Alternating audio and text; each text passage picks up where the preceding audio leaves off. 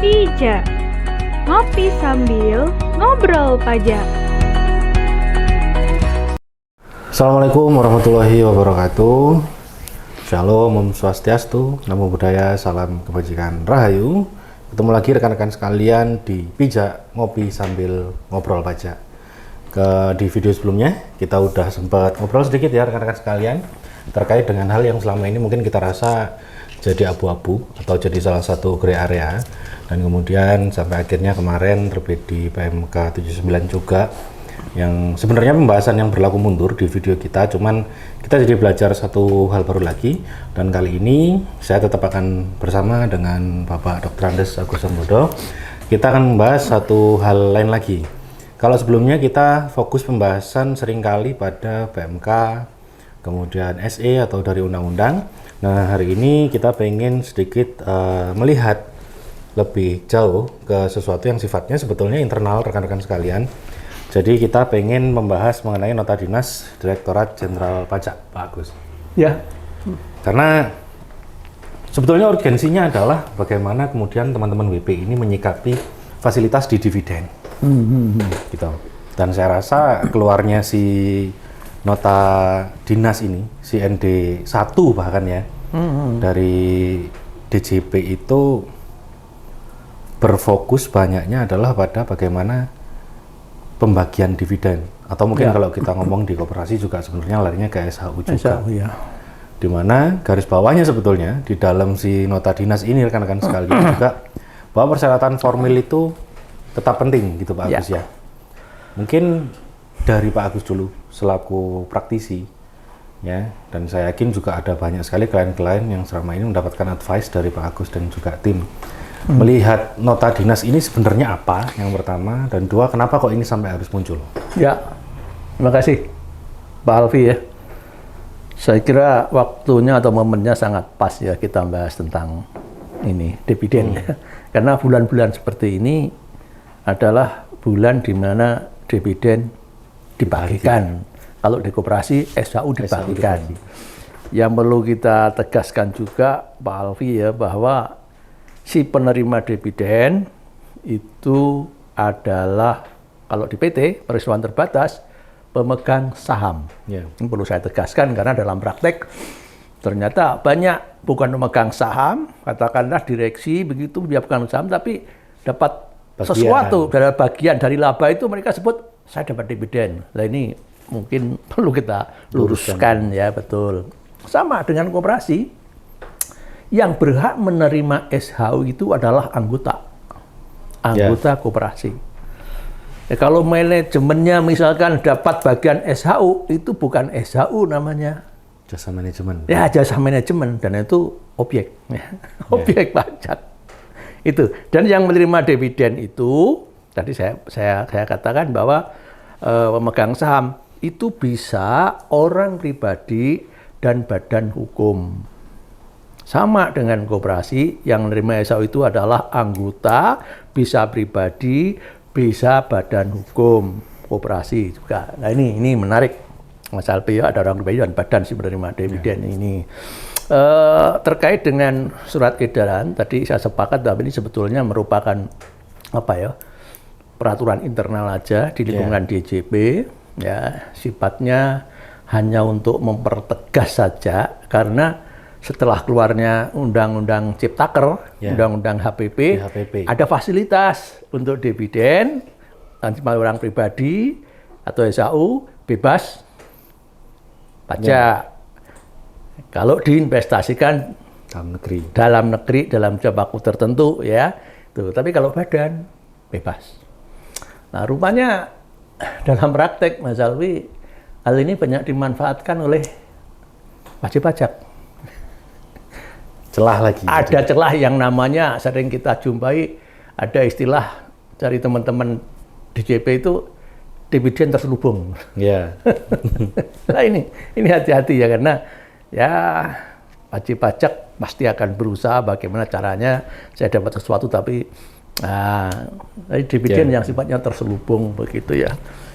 Berangkat dari sinilah akhirnya di internal DJP perlu ada semacam penegasan, dan ini dihimbau kepada semua jajaran di DJP agar lebih lebih melihat lebih detail tentang fasilitas ini, jangan sampai dimanfaatkan untuk itu. Ya, jadi perlu masyarakat pahami bahwa tahun 2026 ini ya dalam tanda petik hati-hati kalau mau bagikan dividen, harus memenuhi persyaratan formal. Itu sebetulnya intinya Pak Alfi ya. Jadi ini bukan merupakan peraturan, tapi ini hanya surat penegasan di internal DJP supaya teman-teman DJP nanti lebih lebih fokus begitu ketika ada pemberian dividen. Apakah benar dividen ini nanti dapat fasilitas bebas pajak atau kalau nggak bebas, itu sebetulnya awalnya aturannya Pak Alfi ya. Kalau kita merujuk ke pasal 4 ayat 1 Undang-Undang PPH, ya, dividen SHU itu ditegaskan di situ merupakan objek pajak. Ya. Sehingga kalau nanti persyaratan formal nggak terpenuhi akan kembali ke pasal ini gitu. Kembali lagi ya. Kembali lagi. Jadi akan dikenakan pajak kalau orang pribadi 10% sifatnya final, kalau badan itu PPh 23 tarifnya 15%. Nah, itu yang melatar belakangi sehingga perlu ada semacam teman-teman DJP harus lebih fokus lagi untuk menyikapi dividen ini yang dibayarkan nanti di tahun 2026 ini. Jadi sebetulnya walaupun makanya kemarin sempat jadi ini ya Pak, saya sempat kepikiran juga bahwa yang namanya nota dinas ini dia kan sebenarnya ditujukan jadi aturan mainnya teman-teman di dalam Direktorat Jenderal Pajak. Ya, jadi ini sebetulnya dokumen administratif lah sebenarnya, lebih ke cara berpikirnya si DJP ini sebagai institusi menyikapi hal yang sudah terjadi akibat undang-undang yang KTP kemarin keluar, masalah dividen. Nah, kemudian yang pada akhirnya jadinya agak Pak, yang saya ngelihatnya juga agak harus hati-hati teman-teman sekalian, yang istilahnya WP kemudian ya. Wajib pajak ya. WP yang kemudian katakanlah membagikan dividen atau dia menerima dividen adalah pasti nota dinas ini nggak cuman jadi sesuatu yang dipakai sebagai aturan main teman-teman DJP. Ya. Ini udah bisa dibilang lampu kuning juga nggak sih Pak sebenarnya buat teman-teman WP, karena kalau sampai udah keluar nota dinas, itu kan berarti udah warning ke teman-teman Fiskus. Betul, iya. Cuma karena internal Fiskus mungkin nggak tahu ya. Setelah ini berarti bakalan ada perubahan ya Pak, di feelingnya teman-teman dalam melakukan pemeriksaan, katakanlah, dalam melakukan sampling. Jadi ada resikonya juga sebenarnya buat teman-teman wajib pajak. Dan bahkan itu semua bentuk dividen. Karena kemarin kayaknya kalau ngelihat dari ketentuannya yang difokus pengaturannya itu, ya memang kita fokusnya ke dividen dalam negeri. Kita balik ke yang sebelumnya. Gara-gara insentif itu kan kemudian jadinya banyak tadi Pak dividen terselubung. Betul, ya. Kadang-kadang nakalnya ya itu tadi dibuat interim lah, kemudian dibagikan nggak di bulan-bulan ini, jadi sengaja dibagikan di luar prosedur yang berlaku seperti adanya RUPS atau RAT. Dengan adanya ini berarti apa yang harus dilakukan sama teman-teman WP? Ya, selama ketentuan formalnya dipenuhi, teman-teman WP nggak usah khawatir. Ya, itu yang pertama. Namanya dividen, itu kalau PT, ya, SHU kalau koperasi, itu penentuannya adalah, dasarnya kan keuntungan ya, tahun lalu. Ya, setelah tutup buku, harus ada RUPS, diputuskan di RUPS, rapat umum memegang saham. Ya, bahkan sekarang RUPS ini harus dinotarilkan loh. Nanti ketika kita akan mengurus perizinan dan lain-lain, kalau nggak ada akta notarilnya, bisa bermasalah nanti.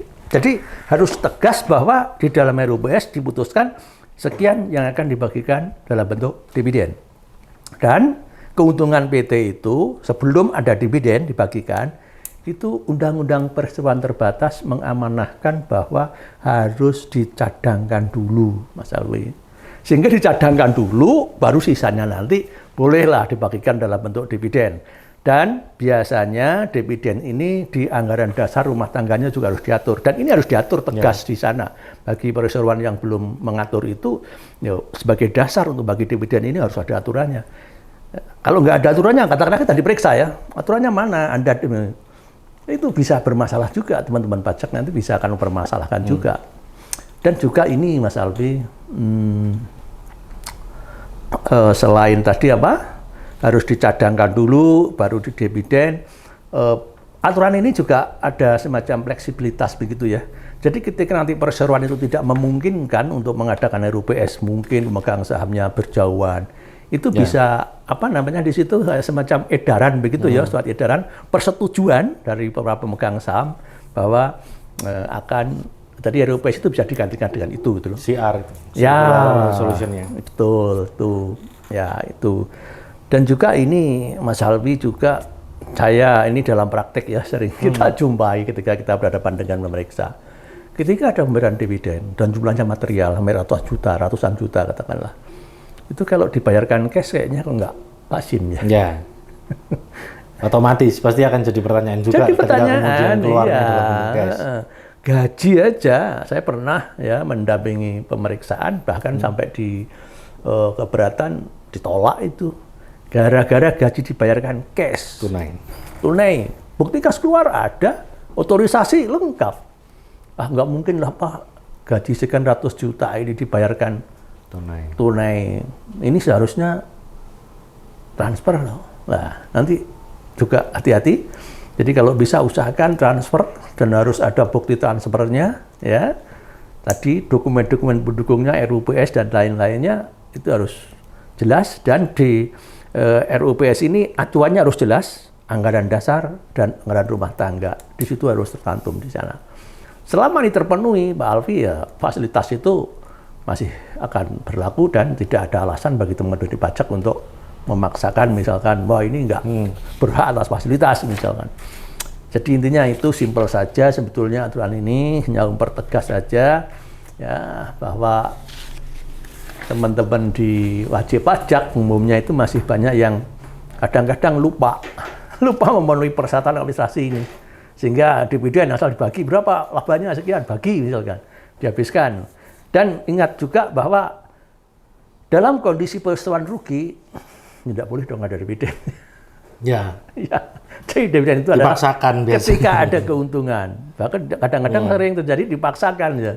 Ya, tahun depan akan untung kok ini, sekarang dibagi. Misalkan dari saldo labanya atau laba ditahannya. Itu kadang-kadang. Ngambilnya bukan dari keuntungan tapi dari cadangan. Dari cadangan. Padahal tahun yang bersangkutan rugi misalkan. Nah, itu tidak boleh. Ya pada akhirnya itu menyalahi. Ya menyalahi aturan, ya betul.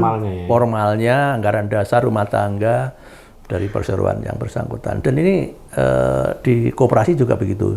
Koperasi itu harus melalui keputusan di RAT ya, bahwa nanti akan dibagi sekian, setujui, disepakati oleh para anggota, begitu.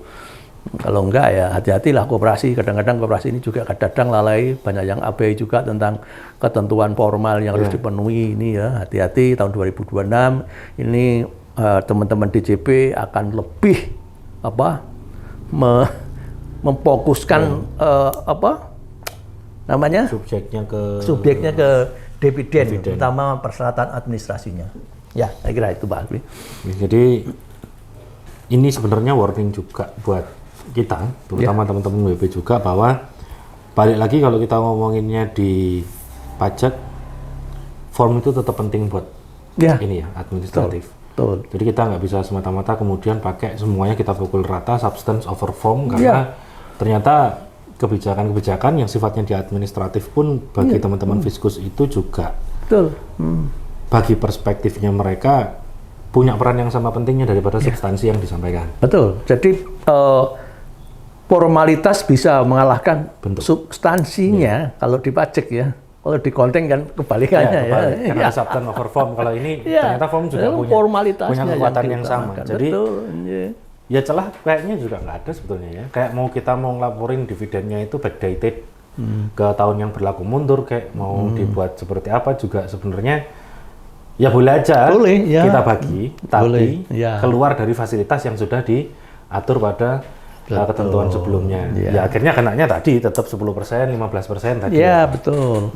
Jadi kita tidak bisa memanfaatkan fasilitas yang seharusnya kita dapat, dan itu hanya karena kita tidak memenuhi aspek formal. Jadi teman-teman memang harus hati-hati. Jadi ini sebetulnya bukan sebuah aturan, tapi ini adalah cara main yang kemudian disampaikan secara tertulis bagi teman-teman Fiskus, dan ini sebenarnya sudah melekat ketika undang-undang mengenai fasilitas dividen itu dikeluarkan, gitu ya Pak. Ya. Bahwa ya ini pakemnya dan kita nggak bisa menggampangkan ya, atau istilahnya nggak bisa menyederhanakan aturan yang sudah berjalan.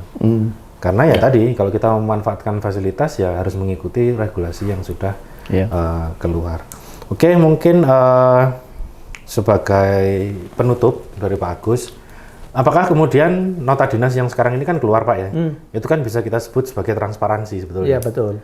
Bahwa transparansi adanya bahasan di dalam rekan-rekan Fiskes sama DJP. Apakah nanti kemudian hari ini transparansi seperti ini akan keluar lagi?